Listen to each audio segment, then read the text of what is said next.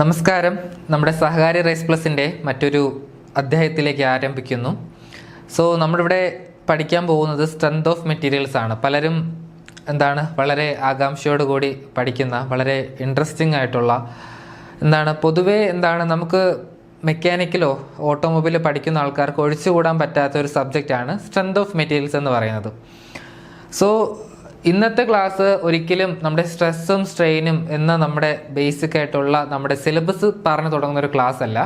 പകരം എന്താണ് ലോഡിങ്, എന്തൊക്കെ ടൈപ്പ് ലോഡിംഗ് ഉണ്ട്, എന്തൊക്കെ ഫോഴ്സസ് ഉണ്ട്, എന്താണ് ഷിയർ ഫോഴ്സ്, എന്താണ് ഡയറക്റ്റ് ട്രാൻസ്ഫർ ഷിയർ ഫോഴ്സ് എന്നൊക്കെ പറയുന്ന ഒരു ചെറിയൊരു ടോപ്പിക്കാണ്. എല്ലാവരും ശ്രദ്ധയോടുകൂടി കാണുക. നമ്മുടെ സ്ട്രെങ്ത് ഓഫ് മെറ്റീരിയൽസിൻ്റെ എല്ലാ ക്ലാസ്സും തന്നെ വളരെ ഈസി ആയിട്ട് സ്കോർ ചെയ്യാൻ പറ്റുന്ന ഒരു ചാപ്റ്ററാണ് സ്ട്രെങ്ത് ഓഫ് മെറ്റീരിയൽസ് എന്ന് പറയുന്നത്. കഴിഞ്ഞ എക്സാമിന് വെറും തുച്ഛമായിട്ടുള്ള 1-2 ചോദ്യങ്ങൾ ചോദിച്ചിട്ടുള്ളൂ സ്ട്രെങ്ത് ഓഫ് മെറ്റീരിയൽസിൽ നിന്ന്. അതും വളരെ ഈസി ആയിട്ടുള്ള ബേസിക് ഡെഫിനിഷൻ എന്നുള്ള ചോദ്യങ്ങളാണ് ചോദിച്ചത്. എന്ന് പറഞ്ഞ് ഇത്തവണ നല്ല ചോദ്യങ്ങൾ വരില്ല എന്നല്ല, നല്ല ഡെഫിനിഷൻസ് ഉള്ള, നല്ല ഇക്വേഷൻസ് ഉള്ള, നല്ല എക്സ്പ്രഷൻസ് ഉള്ള ഒരുപാട് ചോദ്യങ്ങൾ വരാൻ ചാൻസ് ഉള്ള ഒരു ചോദ്യമാണ് സ്ട്രെങ്ത് ഓഫ് മെറ്റീരിയൽസ് എന്ന് പറയുന്നത്. എന്നിരുന്നാലും നമ്മുടെ എക്സാം 100 മാർക്കിൻ്റെ എക്സാമാണ്.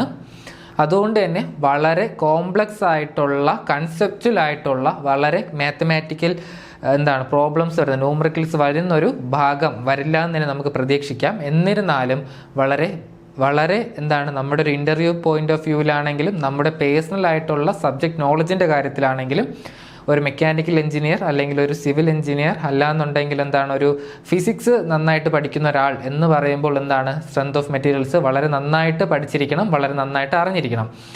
സ്ട്രെങ്ത് ഓഫ് മെറ്റീരിയൽസ് ആണ് ഇന്നിവിടെ പറയാൻ പോകുന്നത്. ഇവിടെ പറയാൻ പോകുന്നത് foundation of mechanics and complete study of loads and their effects on structural members. എന്താന്ന് വെച്ചാൽ നമുക്ക് നോക്കാം. മെക്കാനിക്സ് കഴിഞ്ഞ ഫ്ലൂയിഡ് മെക്കാനിക്സിൻ്റെ വീഡിയോ കണ്ടവർക്കറിയാം എന്താണ് മെക്കാനിക്സ് നമ്മൾ വളരെ കാര്യമായിട്ട് പറഞ്ഞിട്ടുണ്ട്. എന്താണ് മെക്കാനിക്സ് എന്ന് പറയുന്നത്? മെക്കാനിക്സ് എന്ന് പറയുന്നത് എഞ്ചിനീയറിംഗ് മെക്കാനിക്സ് ആണോ? അല്ല. മെക്കാനിക്സ് എന്ന് പറയുന്നത് it is the study of motion and force. It is the study of motion and force. Motion, force, ഈ 2 കാര്യങ്ങളെക്കുറിച്ച് പഠിക്കുന്ന സയൻസിനെ പറയുന്ന പേരാണ് എഞ്ചിനീയറിംഗ് മെക്കാനിക്സ് എന്ന് പറയുന്നത്. Motion and force. Force? Force എന്ന് പറയുന്നത് കോസ് ആണ്. ഒരു സംഭവം ഉണ്ടാകാൻ കാരണമാണ് ഫോഴ്സ് എന്ന് പറയുന്നത്. അപ്പോൾ motion? It is the effect ആണ് മോഷൻ എന്ന് പറയുന്നത്. ഒരു മോഷൻ നടക്കാൻ കാരണക്കാരനാവുന്ന കോസ് ആണ് ഫോഴ്സ് എന്ന് പറയുന്നത്. ഫോഴ്സ് കാരണം ഉണ്ടാകുന്ന എഫക്റ്റ് ആണ് മോഷൻ എന്നുള്ളത്. അപ്പോൾ മെക്കാനിക്സ് നമ്മൾ പഠിക്കുന്നത് it's a study of motion and force. എന്തൊക്കെയാണ്? Both internal and external. Both internal and external. Internal കൊണ്ട് ഉദ്ദേശിച്ചത്? ഉദ്ദേശിച്ചത് സ്ട്രെസ് ആണ്. Stress, sigma. സ്ട്രെസ്സിനെയാണ് ഉദ്ദേശിച്ചത്? നമ്മുടെ ഇന്റേണൽ കൊണ്ട് ഉദ്ദേശിച്ചിട്ടുള്ളത്. അപ്പോൾ ഇന്റേണൽ ഫോഴ്സസിനെ കുറിച്ച് നമ്മൾ പഠിക്കാറുണ്ട്, എക്സ്റ്റേണൽ ഫോഴ്സസിനെ കുറിച്ചും പഠിക്കാറുണ്ട്. External forces? എക്സ്റ്റേണൽ എഫർട്ട് എന്ന് പറയുന്നത് നമ്മുടെ പ്രഷർ. പ്രഷർ ചോദ്യം വരാം. ഇന്റേണൽ ഫോഴ്സ് അല്ലെങ്കിൽ ഇന്റേണൽ മോഷൻ എന്നൊക്കെ പറയുന്നത് നമ്മുടെ സ്ട്രെസ്സിനെ ബന്ധിപ്പിക്കുന്ന കാര്യമാണ് ഇന്റേണൽ ഫോഴ്സ് അഥവാ സ്ട്രെസ് അല്ലെങ്കിൽ ഇന്റേണൽ ലോഡ്. ഇന്റേണൽ എഫർട്ട് എന്ന് പറയുന്നത് നമ്മുടെ സ്ട്രെസ് ആണ്. നമ്മുടെ പ്രഷറാണ് എക്സ്റ്റേണൽ എഫക്ട്സ് എന്ന് പറയുമ്പോൾ നമ്മുടെ പ്രഷർ.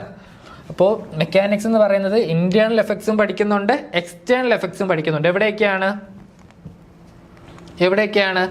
On structures. എവിടെയാണ്? സ്ട്രക്ചേഴ്സ്. ഒരു സിവിൽ എഞ്ചിനീയറിനെ സംബന്ധിച്ചോളം മെക്കാനിക്സ് എവിടെയാണ് പഠിക്കുന്നത്? സ്ട്രക്ചേഴ്സിലാണ്, ബീംസിലാണ്, ഫ്രെയിംസിലാണ്, ട്രസ്സസിലാണ്, ബിൽഡിങ്സിലാണ്. ഒരു ലോഡ് ആക്ട് ചെയ്യുന്ന സമയത്ത് ഒരു സ്ട്രക്ചറിൽ ഉണ്ടാവുന്ന വ്യത്യാസങ്ങൾ എന്തൊക്കെയാണ്? ബെൻഡ് ചെയ്യില്ലേ, മൂവ് ചെയ്യില്ലേ, മോഷൻ ഉണ്ടാവോ? അതിനെക്കുറിച്ച് പഠിക്കുന്നത് ആരാണ്? സിവിൽ എഞ്ചിനീയേഴ്സ് ആണ്. സ്ട്രക്ചേഴ്സിലാണ് പഠിക്കുന്നത്. മെക്കാനിക്സിന്റെ ആപ്ലിക്കേഷൻ സ്ട്രക്ചേഴ്സ്. രണ്ടാമത്തെ എഫക്റ്റ് എവിടെയാണ് നോക്കുന്നത്? മെഷീൻസ്. എന്താണ് മെഷീൻസിൽ അതിൻ്റെ എഫക്റ്റ് ഉണ്ടാവുന്ന എങ്ങനെയാണ്, മൂവിങ് പാർട്സ് ഉണ്ടാവുന്ന എങ്ങനെയാണ്, ഒരു പാർട്ട് മൂവ് ചെയ്യുന്ന എങ്ങനെയാണ്, മൂവ് ചെയ്യുന്ന പാർട്ടിനെ ബ്രേക്ക് ചെയ്ത് നിർത്തേണ്ടത് എങ്ങനെയാണ് എന്നൊക്കെ കുറിച്ച്, ബ്രേക്ക് ചെയ്ത് നിർത്തപ്പോൾ എത്ര ഫോഴ്സ് ഉണ്ടാവും, ആ ഫോഴ്സ് കാരണം എന്തൊക്കെ ഡിഫോർമേഷൻ ഉണ്ടാവും, അതിനെ പ്രതിരോധിക്കാൻ എന്തൊക്കെ ചെയ്യണം, ഒരു വസ്തു എത്ര കാലം നമുക്ക് ഓട്ടിക്കാൻ പറ്റും, എത്ര കാലം ഉപയോഗിക്കാൻ പറ്റും, എത്ര ഫോഴ്സ് അതിന് താങ്ങാൻ പറ്റും എന്നതിനെ കുറിച്ചൊക്കെ പഠിക്കുന്നത് ആരാണ്? മെക്കാനിക്കൽ എഞ്ചിനീയേഴ്സ് ആണ്. ആരാണ്? മെക്കാനിക്കൽ എഞ്ചിനീയേഴ്സ് ആണ്. മെക്കാനിക്കൽ എഞ്ചിനീയേഴ്സ് ആണ്. അപ്പോൾ എന്ത് മനസ്സിലാക്കാം? നമ്മുടെ മെക്കാനിക്സ് എന്ന് പറയുന്നത്, അതിൻ്റെ ആപ്ലിക്കേഷൻ എന്ന് പറയുന്നത് സ്ട്രക്ചേഴ്സിലാണ് എന്നുണ്ടെങ്കിൽ പഠിക്കുന്നത് സിവിൽ എഞ്ചിനീയേഴ്സ് ആണ്. മെഷീൻസിലാണ് എന്നുണ്ടെങ്കിൽ നമ്മുടെ എന്താണ് ഫോഴ്സിൻ്റെയും മോഷൻ്റെയും എഫക്ട്സ് മെഷീൻസിൻ്റെ കാര്യത്തിൽ പഠിക്കുന്നത് മെക്കാനിക്കൽ എഞ്ചിനീയേഴ്സ് ആണ്. ഇനി ഫ്ലൂയിഡ്സിൻ്റെ കേസിൽ പഠിക്കുന്നത് ആരൊക്കെയാണ്? മെക്കാനിക്കൽ എഞ്ചിനീയേഴ്സും പഠിക്കാറുണ്ട്, കെമിക്കൽ എഞ്ചിനീയേഴ്സും പഠിക്കാറുണ്ട്. ആരൊക്കെയാണ്? മെക്കാനിക്കൽ എഞ്ചിനീയേഴ്സും കെമിക്കൽ എഞ്ചിനീയേഴ്സും. അവരുടെ ഫീൽഡാണ് ഏത്? ഫ്ലൂയിഡ്സിലുള്ള നമ്മുടെ ഫോഴ്സിൻ്റെയും മോഷൻ്റെയും. സിവിൽ എഞ്ചിനീയേഴ്സും പഠിക്കാറുണ്ടില്ല എന്നല്ല, പക്ഷേ പ്രധാനപ്പെട്ട ഒരു കീ പോയിന്റ് എന്നുള്ള ഇതിൽ പറയുന്നത് എന്താണ്? നമ്മുടെ ഫ്ലൂയിഡ്സിനെ കുറിച്ച്, നമ്മുടെ ഫ്ലൂയിഡ്സിൽ ഉണ്ടാകുന്ന ഫോഴ്സിനെ കുറിച്ചും അതിൻ്റെ എഫക്ട്സിനെ കുറിച്ചും കൂടുതലായിട്ട് പഠിക്കുന്നത് നമ്മുടെ മെക്കാനിക്കലും കെമിക്കൽ എഞ്ചിനീയേഴ്സും ആണ്. അപ്പോൾ നമ്മുടെ മെക്കാനിക്കൽ എഞ്ചിനീയേഴ്സ് പഠിക്കുന്നു, സിവിൽ എഞ്ചിനീയേഴ്സ് പഠിക്കുന്നു, കെമിക്കൽ എഞ്ചിനീയേഴ്സ് പഠിക്കുന്നു എന്നൊക്കെ വെറുതെ അങ്ങ് പറഞ്ഞു പോകുന്നതാണ്.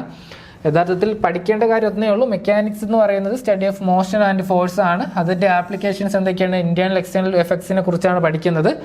ആപ്ലിക്കേഷൻസ് എവിടെയാണ്? നമ്മുടെ മെഷീൻസിലും ഫ്ലൂയിഡ്സിലും സ്ട്രക്ചേഴ്സിലൊക്കെ ഈ എന്താണ് നമ്മുടെ എക്സ്റ്റേണലും ഇന്റേണലും ആയിട്ടുള്ള ഫോഴ്സും അതിൻ്റെ എഫക്റ്റൊക്കെ കാരണം ഉണ്ടാവുന്ന എന്താണ് കാര്യങ്ങളെക്കുറിച്ച് പഠിക്കുന്നതിനെ പറയുന്ന പേരാണ് എന്തെന്ന് പറയുന്നത്? മെക്കാനിക്സ് എന്ന് പറയുന്നത്. ഇനി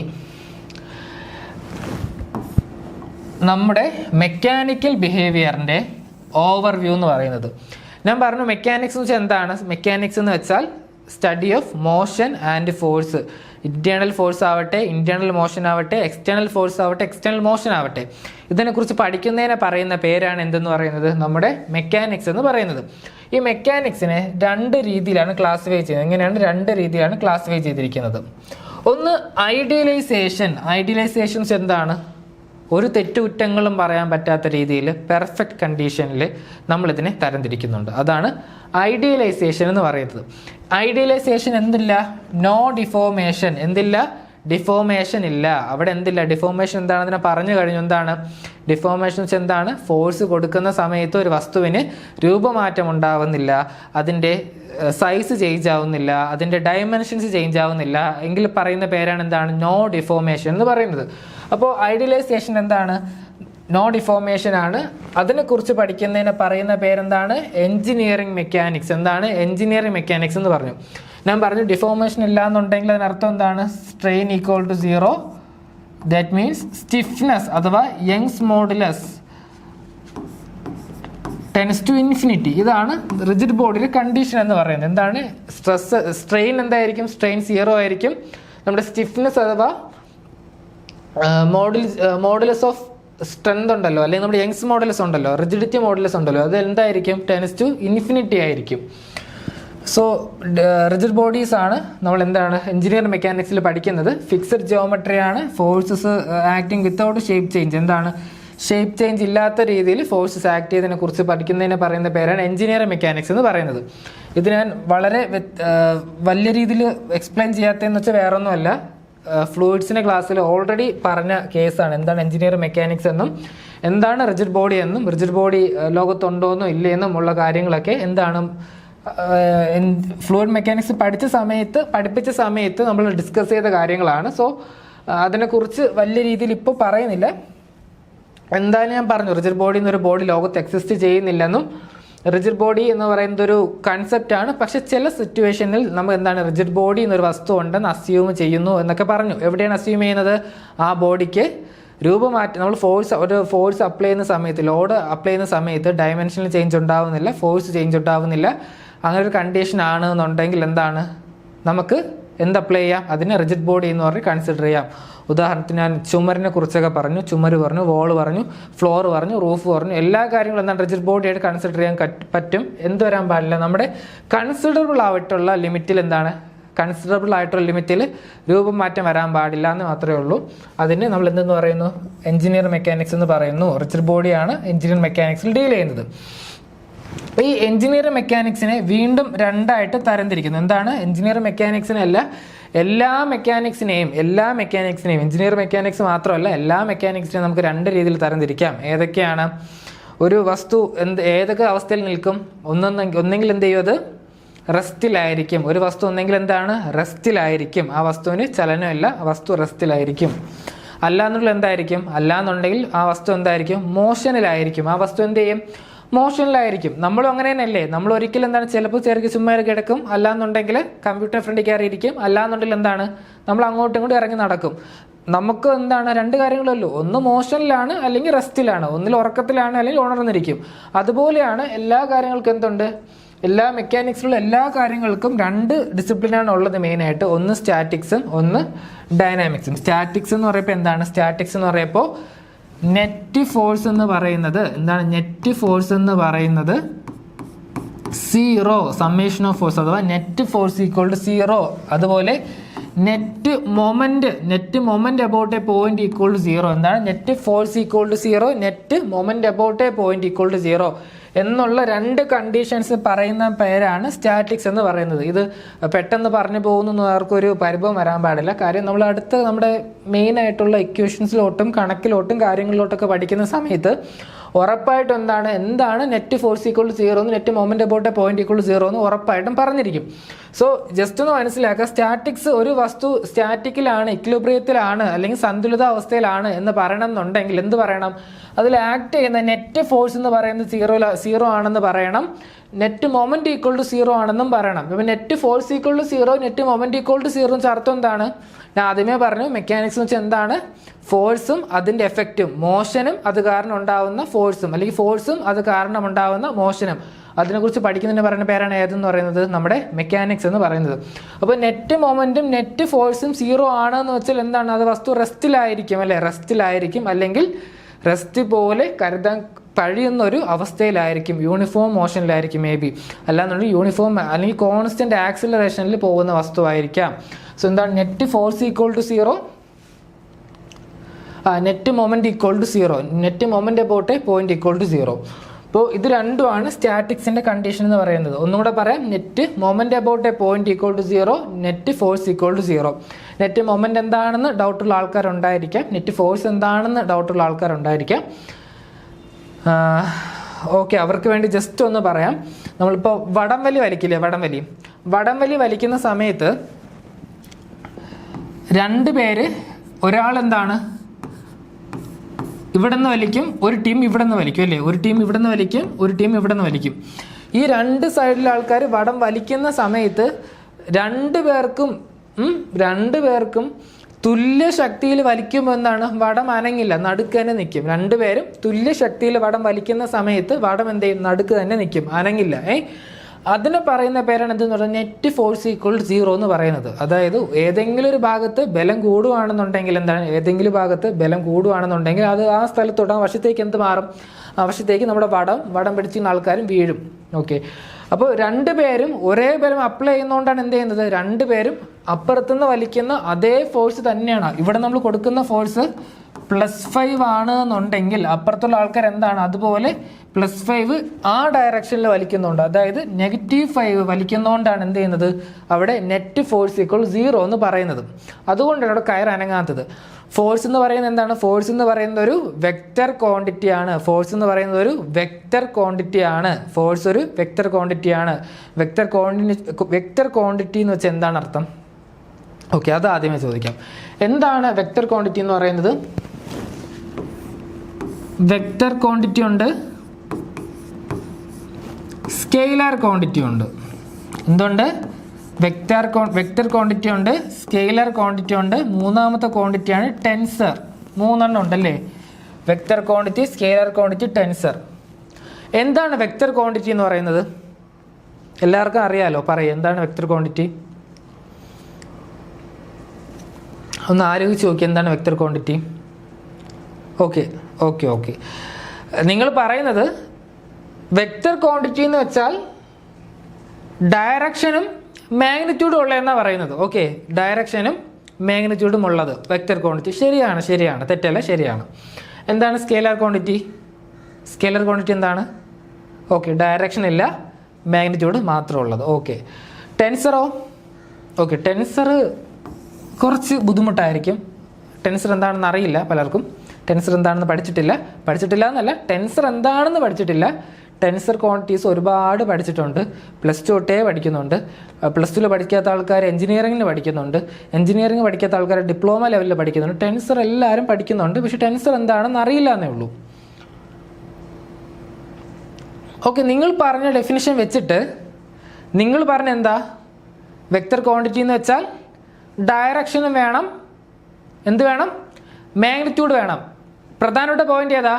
ഡയറക്ഷൻ വേണം അല്ലേ? വെക്റ്റർ ക്വാണ്ടിറ്റിയിൽ പ്രധാനപ്പെട്ട പോയിന്റ് ഏതാ? ഡയറക്ഷൻ വേണം. ഡയറക്ഷൻ വേണോ വെക്റ്റർ ക്വാണ്ടിറ്റിക്ക്? ഉറപ്പാണോ? ഞാൻ പറയുന്നു, പ്രഷർ ഒരു വെക്റ്റർ ക്വാണ്ടിറ്റി ആണ്. എന്താണ് പ്രഷർ? ഒരു വെക്റ്റർ ക്വാണ്ടിറ്റി ആണ്. ടൈം ഒരു വെക്റ്റർ ക്വാണ്ടിറ്റി ആണ്. എന്താണ് ടൈം? ഒരു വെക്റ്റർ ക്വാണ്ടിറ്റി ആണ്. ഓക്കെ, കറണ്ട് ഒരു വെക്റ്റർ ക്വാണ്ടിറ്റി ആണ്. കറണ്ട് ഒരു വെക്റ്റർ ക്വാണ്ടിറ്റി ആണ്. ശരിയാണോ? നിങ്ങൾ പറയുന്നത് വെക്റ്റർ ക്വാണ്ടിറ്റി എന്ന് വെച്ചാൽ എന്താണെന്നാ പറഞ്ഞത്?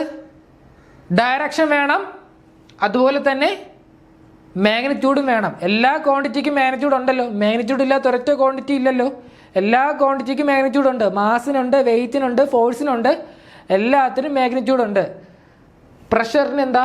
മാഗ്നിറ്റ്യൂഡ് ഇല്ലേ? പ്രഷറിന് മാഗ്നിറ്റ്യൂഡ് ഉണ്ട്. ഒരു 10 kilo newton per metre square അല്ലേ? 10 kilo newton per metre square. Newton per metre square ആണ് യൂണിറ്റ് എന്ന് പറയുന്നത്. സോ മാഗ്നിറ്റ്യൂഡ് എന്താണെങ്കിലും ഉണ്ട് പ്രഷറിന്. ഡയറക്ഷൻ ഇല്ലേ? പ്രഷറിന് ഡയറക്ഷൻ ഉണ്ട്. ഒരു സർഫസ് നിൽക്കുകയാണെങ്കിൽ പ്രഷർ ഫോഴ്സ് എപ്പോഴും ആക്ട് ചെയ്യുന്നത് എങ്ങനെയായിരിക്കും? It will be always perpendicular to the surface. എന്താണ്? It will be always act like perpendicular to the surface. ഒരു സർഫസിന് പെർപെൻഡിക്കുലർ ആയിട്ടാണ്, അഥവാ 90 ഡിഗ്രി ആയിട്ടാണ് എന്ത്? ഒരു സർഫസിന് നോർമൽ ആയിട്ടാണ് പ്രഷർ ഫോഴ്സ് ആക്ട് ചെയ്യുന്നത്. ഇനിയിപ്പോൾ ഒരു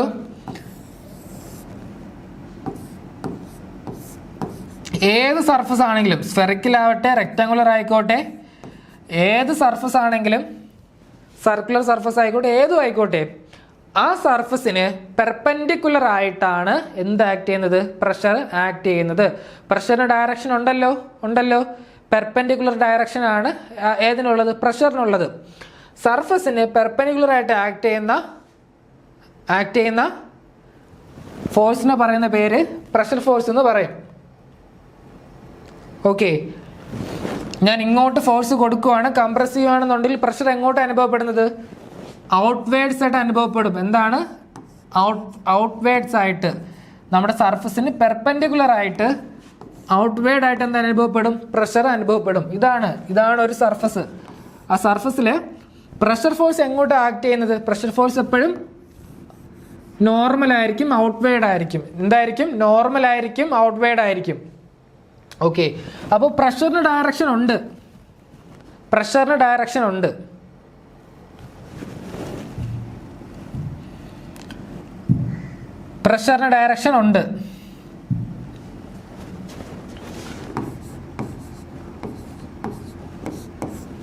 okay, vector, scalar, tensor. Okay, അപ്പോൾ പ്രഷറിന് ഡയറക്ഷൻ ഉണ്ട്.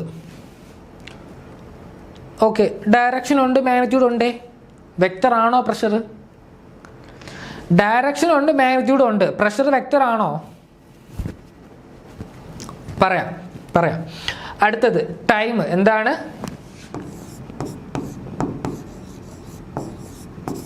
സമയം വെക്റ്റർ ക്വാണ്ടിറ്റി ആണോ, സ്കെയിലർ ക്വാണ്ടിറ്റി ആണോ? ടൈം വെക്റ്റർ ക്വാണ്ടിറ്റി ആണോ, സ്കെയിലർ ക്വാണ്ടിറ്റി ആണോ? എന്താ? ടൈം വെക്റ്റർ ക്വാണ്ടിറ്റി ആണോ, സ്കെയിലർ ക്വാണ്ടിറ്റി ആണോ? ഒന്ന് ആലോചിച്ചേ. സ്കെയിലർ എന്ന് ചുമ്മാ പറയും. ചുമ്മാ പറയുവാണ് സ്കെയിലർ എന്നല്ലേ, ചുമ്മാ പറയുവാണ്. നിങ്ങൾ പറഞ്ഞ ഡെഫിനിഷൻ എന്താ? The quantity which have magnitude and direction is vector quantity എന്നല്ലേ നിങ്ങൾ പറഞ്ഞത്. ടൈമിന് മാഗ്നിറ്റ്യൂഡ് ഉണ്ടോ? 1 സെക്കൻഡ്, 2 സെക്കൻഡ്, 5 മിനിറ്റ്, 10 മിനിറ്റ്, 1 മണിക്കൂർ, 1 ദിവസം, 1 വർഷം. ടൈമിന് ഉറപ്പായിട്ടും മാഗ്നിറ്റ്യൂഡ് ഉണ്ട്. ടൈമിന് ഉറപ്പായിട്ടും മാഗ്നിറ്റ്യൂഡ് ഉണ്ട്. ടൈമിന് ഡയറക്ഷൻ ഉണ്ടോ? ടൈമിന് ഡയറക്ഷൻ ഉണ്ടോ? ടൈമിന് ഡയറക്ഷൻ ഉണ്ട്. എങ്ങോട്ട് direction? Time is always forward. എന്താണ് ടൈം ഈസ് ഓൾവേസ് ഫോർവേഡ്? ഒരിക്കലും പാസ്റ്റിൽ ചെന്നിട്ട് പാസ്റ്റ് തിരുത്താൻ പറ്റില്ല. നിലവിൽ പറ്റില്ല, പറ്റുമെന്ന് എനിക്കറിയില്ല. പക്ഷേ നമ്മുടെയൊക്കെ ഒരു സാമാന്യ ബുദ്ധി അനുസരിച്ച് പാസ്റ്റിലോട്ടൊരു മടക്കം ഇല്ല, ഫ്യൂച്ചറേ ഉള്ളൂ. എന്തേ ഉള്ളൂ? ഫ്യൂച്ചറേ ഉള്ളൂ. ഓക്കെ, ടൈം എപ്പോഴും എന്താണ്? മുന്നോട്ടേ പോവുള്ളൂ. ടൈം എപ്പോഴും പോസിറ്റീവ് ഡയറക്ഷനിൽ മാത്രം. ടൈം എപ്പോഴും പോസിറ്റീവ് ഡയറക്ഷനിൽ മാത്രം. അതായത് ടൈം കഴിഞ്ഞു പോയത്തേ ഉള്ളൂ, ഒരിക്കലും കഴിഞ്ഞ കാലത്തേക്ക് തിരിച്ചു പോകാൻ കഴിയില്ല. ടൈമിൻ്റെ ഡയറക്ഷൻ എപ്പോഴും എങ്ങോട്ടാണ്? ടൈം എപ്പോഴും മുന്നോട്ടാണ് അല്ലേ? ടൈം എപ്പോഴും മുന്നോട്ടാണ്. സോ ടൈമിന് ഡയറക്ഷൻ ഉണ്ട്, ഓൾവേസ് ഫോർവേഡ്. എന്താണ്? എപ്പോഴും മുന്നോട്ട് മുന്നോട്ട് മുന്നോട്ട് പോവുക. അതാണ് ടൈമിൻ്റെ ഡയറക്ഷൻ എന്ന് പറയുന്നത്.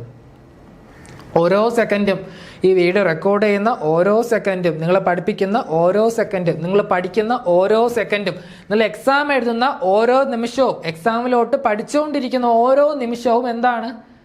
പൊയ്ക്കൊണ്ടിരിക്കുകയാണ്. തിരിച്ചു വരവില്ല. സോ ടൈം എന്ന് പറയുന്നത് എപ്പോഴും മുന്നോട്ടാണ്. ടൈമിന് എക്സാക്റ്റ് ആയിട്ട് എന്തുണ്ട്? ടൈമിന് എക്സാക്റ്റ് ആയിട്ടൊരു ഡയറക്ഷൻ ഉണ്ട്. ഇനി അടുത്ത് കറണ്ട്, ഇലക്ട്രിക് കറണ്ട്, വൈദ്യുത പ്രവാഹമോ? ഇലക്ട്രിക് കറണ്ട്, വൈദ്യുത ഊർജത്തിൻ്റെ പ്രവാഹം, ഇലക്ട്രിക് കറണ്ട്. ഡയറക്ഷൻ ഉണ്ടോ? മാഗ്നിറ്റ്യൂഡ് ഉണ്ടോ? മാഗ്നിറ്റ്യൂഡ് ഇല്ലേ? കറണ്ടിൻ്റെ യൂണിറ്റ് എന്താ? കറണ്ടിൻ്റെ യൂണിറ്റ് ആണ് ആംബിയർ, ചാർജ് ബൈ ടൈം അല്ലേ? കറണ്ടിൻ്റെ യൂണിറ്റ് ആണ് ampere, charge by time, coulomb by time അഥവാ ampere. 1 ampere, 2 ampere current, 3 ampere current, 4 ampere current, 5 ampere current. നമ്മുടെയൊക്കെ സ്വിച്ചൊക്കെ വാങ്ങുന്ന സമയത്ത് അതിൽ റേറ്റിംഗ് എഴുതിയിരിക്കും എത്ര ആംബിയർ ആണെന്നുള്ളത് അല്ലേ? നമ്മുടെ ഓരോ സ്വിച്ചിനും 10 ആംബിയർ, 20 ആംബിയർ, 30 ആംബിയർ. 30 ആംബിയർ ഉണ്ടോ എന്ന് എനിക്കറിയില്ല. 10 ആംബിയർ, 20 ആംബിയർ, 5 ആംബിയർ കണ്ടിട്ടുണ്ട്. നമ്മൾ സാധാരണ വീട്ടിൽ നമ്മുടെ ഫാൻ ഇടാനും ലൈറ്റിനൊക്കെ യൂസ് ചെയ്യുന്ന സ്വിച്ചിൻ്റെ റേറ്റിംഗ് എന്ന് പറയുന്നത് 5 ആംബിയർ ആണ്. പിന്നെ അത് വലിയ പവർ എടുക്കുന്ന സ്വിച്ച് ആണെന്നുണ്ടെങ്കിൽ എന്താണത്? 20 ആംബിയറിലോട്ട് ഉള്ള സ്വിച്ച് നമ്മൾ എടുക്കാറുണ്ട്. സോ 5 ആംബിയർ ആണ് നമ്മൾ സാധാരണ ലൈറ്റ് ഇടാനും ഫാൻ ഇടാനും യൂസ് ചെയ്യുന്നത്. അപ്പോൾ കറണ്ടിന് എന്താണെങ്കിലും എന്തുണ്ട്? കറണ്ടിന് എന്താണെങ്കിലും നമുക്കൊരു യൂണിറ്റ് ഉണ്ട്, ഒരു മാഗ്നിറ്റ്യൂഡ് ഉണ്ട്. കറണ്ടിന് ഡയറക്ഷൻ ഉണ്ടോ? കറണ്ടിന് ഡയറക്ഷൻ ഉണ്ടോ? കറണ്ടിന് ഡയറക്ഷൻ ഉണ്ടോ? കറണ്ടിന് ഡയറക്ഷൻ ഇല്ലേ? ആര് പറഞ്ഞാൽ കറണ്ട് ഡയറക്ഷൻ ഇല്ല എന്ന്? കറണ്ടിന് ഡയറക്ഷൻ ഉണ്ട്. കറണ്ടിന് എന്താണെങ്കിലും ഡയറക്ഷൻ ഉണ്ട്. കറണ്ടിന് ഡയറക്ഷൻ നമ്മൾ എപ്പോഴും പഠിച്ചിരിക്കുന്നത് ജസ്റ്റ് നിങ്ങൾക്ക് എല്ലാവർക്കും അറിയാം, ജസ്റ്റ് ഒന്ന് ഓർമ്മിപ്പിക്കുവാണ്. പോസിറ്റീവ് നെഗറ്റീവ് ആണോ? നെഗറ്റിവിറ്റി പോസിറ്റീവ് ആണോ? നമ്മളെപ്പോഴും കറണ്ടിൻ്റെ ഡയറക്ഷൻ ഒരു മെക്കാനിക്കൽ എഞ്ചിനീയർ, ഒരു ഫിസിക്സ് പഠിക്കുന്ന ഒരു വിദ്യാർത്ഥി, ഒരു മെക്കാനിക്കൽ എഞ്ചിനീയർ ആവട്ടെ, ഇലക്ട്രിക്കൽ എഞ്ചിനീയർ ആവട്ടെ, പറയേണ്ടത് current is always flow from എവിടെയാണ്? Higher potential to lower potential. എവിടെയാണ്? Higher potential to lower potential. Current എപ്പോഴും ഹയർ പൊട്ടൻഷ്യലിൽ നിന്ന് ലോവർ പൊട്ടൻഷ്യലിലോട്ട് മാത്രമേ ഫ്ലോ ചെയ്യാവൂ. എന്താണ്? കറണ്ട് എപ്പോഴും ഹയർ പൊട്ടൻഷ്യലിൽ നിന്ന് ലോവർ പൊട്ടൻഷ്യലിലോട്ട് മാത്രമേ ഫ്ലോ ചെയ്യാവൂ. കറണ്ടിനും ഡയറക്ഷൻ ഉണ്ടോ? ഉണ്ട്. എന്താണ്? നമ്മൾ സാധാരണ ടേംസിൽ പറയുമ്പോൾ ഓക്കെ പോസിറ്റീവ് ടു നെഗറ്റീവ് എന്ന് പറയും, അല്ലെങ്കിൽ എന്താണ് ഫേസ് ടു ന്യൂട്രൽ എന്ന് പറയും. കറണ്ടിനും ഡയറക്ഷൻ ഉണ്ട്. പോസിറ്റീവ് ടു നെഗറ്റീവ് ആണ് എന്ത്? കറണ്ടിൻ്റെ ഡയറക്ഷൻ എന്ന് പറയുന്നത്. Positive to negative. നിങ്ങൾ പറഞ്ഞിരിക്കുന്ന ഡെഫിനിഷൻ എന്താണ് വെക്ടറിനെ കുറിച്ച്? നിങ്ങളാണ് പറഞ്ഞത്, ഞാനല്ല. മാഗ്നിറ്റ്യൂഡും ആവശ്യമാണ്, ഡയറക്ഷനും ആവശ്യമാണ്. അങ്ങനെയാണോ പറഞ്ഞത്? മാഗ്നിറ്റ്യൂഡും ഡയറക്ഷനും ആവശ്യമുള്ള എല്ലാ ക്വാണ്ടിറ്റീസും വെക്ടർ എന്നല്ലേ നിങ്ങൾ പറഞ്ഞത്? അങ്ങനെയാണെങ്കിൽ പ്രഷർ വെക്ടറാണ്, ടൈം വെക്ടറാണ്, കറണ്ട് വെക്ടറാണ്. വെക്ടർ ആണോ? നമുക്ക് എല്ലാവർക്കും അറിയാം. പക്ഷെ നിങ്ങൾ പഠിച്ചിട്ടുണ്ട്. പക്ഷെ നിങ്ങൾക്ക് എല്ലാവർക്കും അറിയാം പ്രഷറിന് ഡയറക്ഷൻ ഉണ്ട്, നിങ്ങൾക്കറിയാം. ടൈമിന് ഡയറക്ഷൻ ഉണ്ട്, നിങ്ങൾക്കറിയാം. പ്രഷറിന് ഡയറക്ഷൻ ഉണ്ടെന്ന് നിങ്ങൾക്കറിയാം. കറണ്ടിനും ടൈമിനും എല്ലാം ഡയറക്ഷൻ ഉണ്ട്, നിങ്ങൾക്കറിയാം. എന്നിരുന്നാലും നിങ്ങൾ ആലോചിച്ചിട്ടില്ല. എന്താണ് ഇതൊക്കെ ഡയറക്ഷൻ ഇല്ലേ, ടൈമിന് ഡയറക്ഷൻ ഇല്ലേ, മാഗ്നിറ്റ്യൂഡ് ഇല്ലേ, പ്രഷറിന് ഡയറക്ഷൻ ഇല്ലേ, മാഗ്നിറ്റ്യൂഡ് ഇല്ലേ? സ്കൂളുകളിൽ പഠിപ്പിക്കുന്ന സമയത്ത്, കോളേജിൽ പറഞ്ഞു തരുന്ന സമയത്ത്, ടെക്സ്റ്റ് വായിക്കുന്ന സമയത്ത് ആലോചിച്ചിട്ടില്ല. പിന്നെ ഇതെങ്ങനെ സ്കെയിലാറായി? നമ്മുടെ ടൈമും പ്രഷറും കറണ്ടും എല്ലാം തന്നെ എന്ത് ക്വാണ്ടിറ്റീസ് ആണ്? എല്ലാം തന്നെ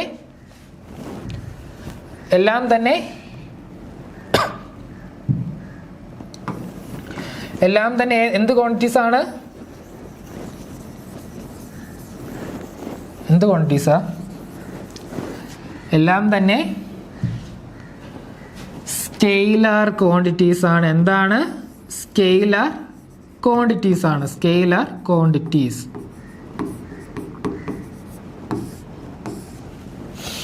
പിന്നെ എന്തുകൊണ്ട് അതിനെ നമ്മൾ എങ്ങനെ ആ ഒരു ഇത് ശരിയായി? ആ വെക്റ്റർ എന്നുള്ള ഡെഫിനിഷൻ എങ്ങനെ ശരിയായി? അപ്പോൾ എന്താണ് സ്കെയിലർ ക്വാണ്ടിറ്റീസ്? സ്കെയിലർ ക്വാണ്ടിറ്റീസ് നമ്മൾ പഠിച്ചിരിക്കുന്നത് മാഗ്നിറ്റ്യൂഡ് മാത്രം ഉള്ളത് അല്ലേ? എന്താണ് magnitude? A quantity which has magnitude, only magnitude is called scalar quantity. Is that so? അങ്ങനെയാണോ? സ്കെയിലർ ക്വാണ്ടിറ്റി എന്ന് പറയുന്നത് മാഗ്നിറ്റ്യൂഡ് മാത്രമുള്ള ക്വാണ്ടിറ്റീസ് ആണോ? സ്കെയിലർ ക്വാണ്ടിറ്റി എന്ന് പറയുന്നത്, ഉദാഹരണം പറഞ്ഞേ. മാസ് ഒരു സ്കെയിലർ ക്വാണ്ടിറ്റി ആണ്. Unit kilogram. ടെമ്പറേച്ചർ ഒരു സ്കെയിലർ ക്വാണ്ടിറ്റി ആണ്. എന്താണ്? ടെമ്പറേച്ചർ ഒരു സ്കെയിലർ ക്വാണ്ടിറ്റി ആണ്. മാസും ടെമ്പറേച്ചറും സോ കുറേ കാര്യങ്ങളുണ്ട് കേട്ടോ. ഇങ്ങനെ മാസ്, ടെമ്പറേച്ചർ, നമ്മുടെ ലൂമിനസ് ഇൻറ്റൻസിറ്റി, അതെല്ലാം പല കാര്യങ്ങളും. നമുക്ക് എന്താണ് ഡയറക്ഷൻ ഉപയോഗിക്കാത്ത പല കാര്യങ്ങളും, നമ്മുടെ എന്തെന്ന് പറയാം, നമ്മുടെ സ്പീഡ് അല്ലേ, ഡിസ്റ്റൻസ്, ഇതെല്ലാം സ്കെയിലർ ക്വാണ്ടിറ്റീസ് ആണ്. സ്പീഡ്, ഡിസ്റ്റൻസ്, ടെമ്പറേച്ചർ, മാസ്, ഇതെല്ലാം എന്താണ്? സ്കെയിലർ ക്വാണ്ടിറ്റീസ് ആണ്. നിങ്ങളുടെ എക്സാമിൽ ഇത് ചോദിച്ചുവിടാൻ നിർബന്ധമൊന്നുമില്ല കേട്ടോ, ചിലപ്പോൾ ചോദിച്ചൊന്നും ഇരിക്കാം. സോ നമുക്ക് അറിയാമെന്നുള്ള കാര്യം എന്ന് വെച്ചാൽ എന്താണ്? സ്കെയിലർ ക്വാണ്ടിറ്റി എന്ന് വെച്ചാൽ എന്താണെന്ന് പറഞ്ഞു. സ്കെയിലർ ക്വാണ്ടിറ്റി എന്ന് വെച്ചാൽ മാഗ്നിറ്റ്യൂഡ് ആവശ്യമുള്ള സാധനമാണെന്ന് പറഞ്ഞു, മാഗ്നിറ്റ്യൂഡ് മാത്രം ഉള്ളതാണെന്ന് പറഞ്ഞു. പക്ഷേ ഇവിടെയാണ് തെറ്റ്. നിങ്ങൾ സ്കൂളിൽ പഠിച്ചത് എന്താണോ, നിങ്ങൾ ടെക്സ്റ്റിൽ വായിച്ചത് എന്താണോ, നിങ്ങൾ ആരെങ്കിലും എന്തെങ്കിലും പറഞ്ഞത് കേട്ടതാണോ, പക്ഷെ നിങ്ങൾ ആലോചിച്ചിട്ടില്ല എന്തുകൊണ്ട് പ്രഷർ സ്കെയിലറായെന്ന്, എന്തുകൊണ്ട് ടൈം സ്കെയിലറായെന്ന്, എന്തുകൊണ്ട് കറണ്ട് സ്കെയിലറായെന്ന്, എന്തുകൊണ്ട് ഇലക്ട്രിക് പൊട്ടൻഷ്യൽ സ്കെയിലറായെന്ന്. ഓക്കെ,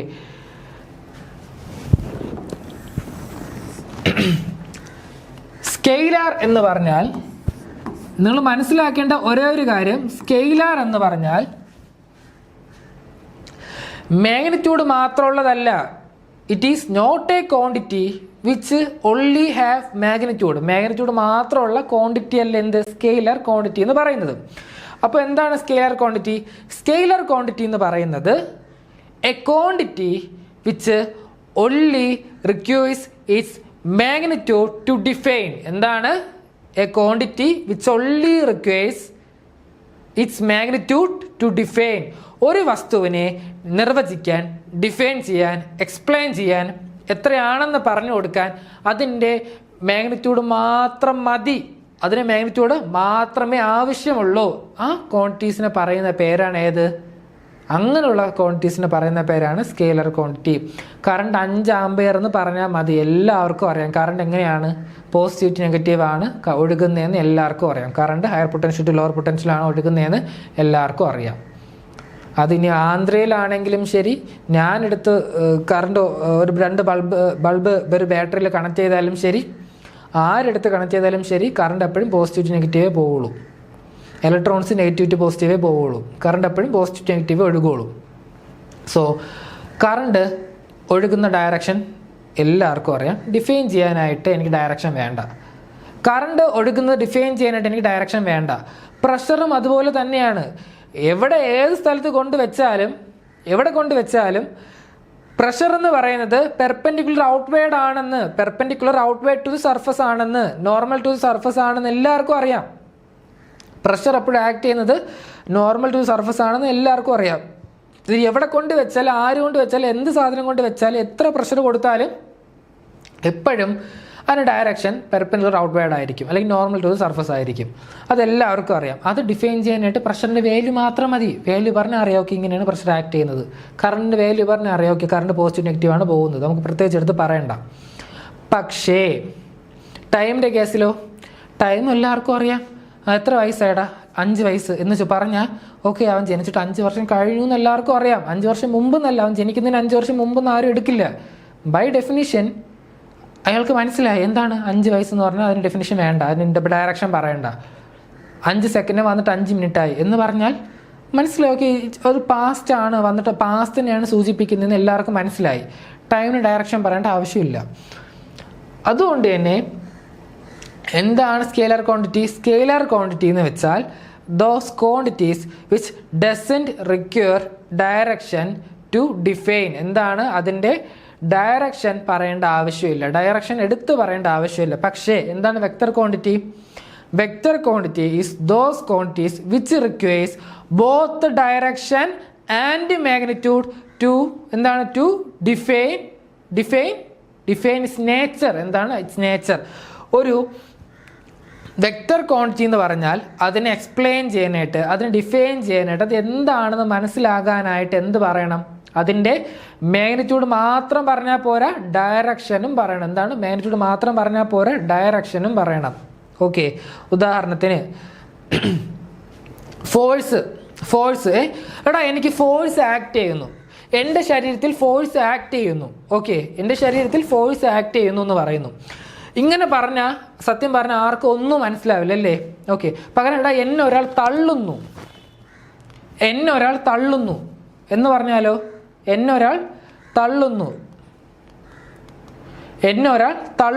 എന്ന് പറഞ്ഞാലോ മനസ്സിലായി, ഫോഴ്സ് എൻ്റെ പുറത്താണ് ആക്ട് ചെയ്യുന്നത്. ഞാൻ ഇവിടെ നിൽക്കുമെങ്കിൽ എൻ്റെ ദേഹത്ത് ഇങ്ങോട്ടാണ് ഫോഴ്സ് ആക്ട് ചെയ്യുന്നത്.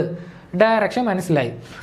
എടാ ഞാൻ അവനെ തള്ളുവാണ്, ഞാൻ ഫോഴ്സ് ആക്ട് ചെയ്യുന്നു, ഞാൻ ഒരാൾ തള്ളുവാണ് എന്ന് പറയുമ്പോഴോ, ഓക്കെ എന്നെ ഒരാൾ തള്ളുവാണെന്ന് പറയുമ്പോഴോ, അല്ല ഞാൻ ഒരാളെ തള്ളുവാണെന്ന് പറയുമ്പോഴോ, അവിടെയും ഞാൻ ഫോഴ്സ് അങ്ങോട്ട് തള്ളുന്നു. ഡയറക്ഷൻ മനസ്സിലായി അല്ലേ? ഡയറക്ഷൻ മനസ്സിലായി. സോ ഫോഴ്സ് ഡിഫൈൻ ചെയ്യാനായിട്ട് ഡയറക്ഷൻ പറയണം. 5 ന്യൂട്ടൺ ഇങ്ങോട്ട്, 5 ന്യൂട്ടൺ അങ്ങോട്ട്, 5 ന്യൂട്ടൺ മുകളിലോട്ട്, 5 ന്യൂട്ടൺ താഴോട്ട്, 5 ന്യൂട്ടൺ നേരെ, 5 ന്യൂട്ടൺ പിന്നിലോട്ട്. ഡയറക്ഷൻ പറഞ്ഞാലേ പറ്റുള്ളൂ. കഥവിനെ മുന്നോട്ട് തള്ളുക ഡയറക്ഷൻ ആണ്, പിന്നോട്ട് വലിക്കുക ഡയറക്ഷൻ ആണ്. മുന്നോട്ട് തള്ളുക ഡയറക്ഷൻ ആണ്, പിന്നോട്ട് വലിക്കുക ഡയറക്ഷൻ ആണ് അല്ലേ? അപ്പോൾ ഫോഴ്സ് ഒരു വെക്റ്ററിനെ ഡിഫൈൻ ചെയ്യാനായിട്ട് ഡയറക്ഷൻ വേണം. അങ്ങനെയാണെങ്കിൽ അടുത്ത ചോദ്യം, ഫോഴ്സ് എന്ന് പറയുന്നത് വെക്റ്റർ ക്വാണ്ടിറ്റി ആണ്. ടോർക്ക് ഒരു വെക്റ്റർ ക്വാണ്ടിറ്റി ആണോ? കപ്പിൾ ഒരു വെക്റ്റർ ക്വാണ്ടിറ്റി ആണോ? കപ്പിൾ ഒരു വെക്റ്റർ ക്വാണ്ടിറ്റി ആണോ? ടോർക്ക് വെക്റ്റർ ക്വാണ്ടിറ്റി ആണോ? കപ്പിൾ വെക്റ്റർ ക്വാണ്ടിറ്റി ആണോ? എന്താണ് ആൻസർ? അത് ഹോംവർക്കായിട്ട് ഇരുന്ന് ചിന്തിക്കുക, ചിന്തിച്ചതിന് ശേഷം പറയുക വെക്റ്റർ ക്വാണ്ടിറ്റി ആണോ വെക്റ്റർ ക്വാണ്ടിറ്റി അല്ലേ എന്നുള്ളത്. ഇനി അടുത്ത കാര്യം ഞാൻ പറഞ്ഞു, സ്കെയിലറിന് ഉദാഹരണം ഞാൻ പറഞ്ഞു. പ്രഷർ, ടെമ്പറേച്ചർ, ടൈം, കറണ്ട് എല്ലാം എന്താണ് നമ്മുടെ സ്കെയിലറിന്. പിന്നെ എന്തുണ്ട്? നമ്മുടെ ഡിസ്റ്റൻസ്, മാസ്, ഇതെല്ലാം എന്താണ് സ്കെയിലർ ക്വാണ്ടിറ്റീസിന് ഉദാഹരണമാണ്. പിന്നെ വെക്റ്റർ ക്വാണ്ടിറ്റീസ് എന്താണ്? വെക്റ്റർ ക്വാണ്ടിറ്റീസിലാണ് എന്തുള്ളത്? നമ്മുടെ എന്തുള്ളത്? വെലോസിറ്റി, പിന്നെന്താ ഉള്ളത്? ഡിസ്പ്ലേസ്മെന്റ്,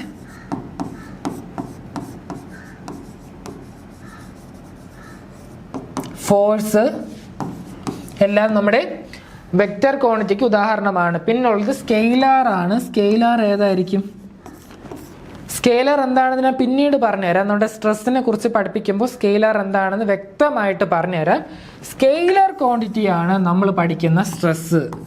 എന്താണ് സ്ട്രെസ്? ഒരു സ്കെയിലർ ക്വാണ്ടിറ്റി ആണ്. Moment of inertia, mass moment of inertia ആണെങ്കിലും ഏരിയ മൊമെന്റ് ഓഫ് ഇനർഷ്യ ആണെങ്കിലും സ്ട്രെസ്, മൊമെന്റ് ഓഫ് ഇനർഷ്യ എന്നൊക്കെ പറയുന്നത് എന്താണ്?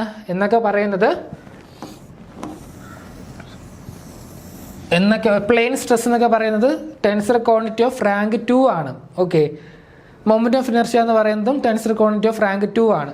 So stress, moment of inertia എന്നൊക്കെ പറയുന്നത് എന്താണ്? നമ്മുടെ ടെൻസേഴ്സ് ആണ്. എന്താണ്? ടെൻസർ ക്വാണ്ടിറ്റിയിൽ വരുന്നതാണ് നമ്മുടെ സ്ട്രെസ്, മൊമെന്റ് ഓഫ് ഇനർഷ്യ എന്നൊക്കെ പറയുന്നത്. സോ നിങ്ങൾ ടെൻസർ എന്താണ് നിങ്ങൾ പഠിച്ചിട്ടുണ്ട്. Stress, moment of inertia tensor ക്വാണ്ടിറ്റീസിൽ വരുന്നതാണ്. ടെൻസേഴ്സ് എന്ന് വെച്ചാൽ എന്താന്ന് വെച്ചാൽ സ്ട്രെസ്സിനെ കുറിച്ച് പഠിപ്പിക്കുന്ന സമയത്ത് വ്യക്തമായിട്ട് പറഞ്ഞുതരാം. അപ്പോൾ എന്താണ്? നന്ദി, നമസ്കാരം. നമുക്ക് അടുത്ത ക്ലാസ്സിൽ എന്താണെങ്കിലും കാണാം.